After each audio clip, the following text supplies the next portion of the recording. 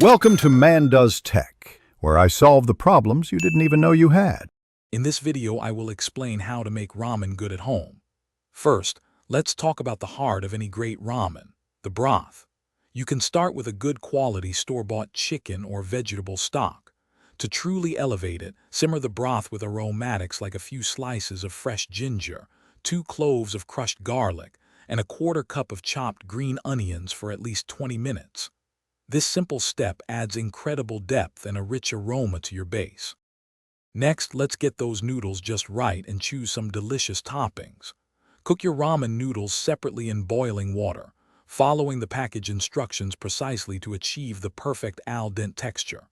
For toppings, a classic soft-boiled egg is a must.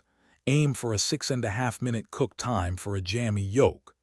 Add a protein like thinly sliced chashu pork, grilled chicken, or pan-fried tofu for a satisfying meal. Now, let's infuse your ramen with incredible depth and umami. Miso paste is a fantastic addition. Stir in 1 tablespoon per serving into your warm broth for a savory, fermented kick. A dash of soy sauce or tamari can further enhance the savory notes. For a final aromatic touch, drizzle in about 1/2 teaspoon of toasted sesame oil just before serving. These small additions make a big difference in flavor. Finally, it's time to assemble your masterpiece and enjoy. Carefully place your perfectly cooked noodles into a deep ramen bowl. Arrange your chosen toppings artfully on top of the noodles.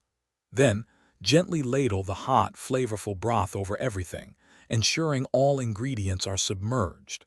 Garnish with fresh, thinly sliced green onions and a sprinkle of chili flakes for a touch of heat. Enjoy your delicious homemade ramen. Thanks for watching. If you found this helpful, don't forget to like and subscribe.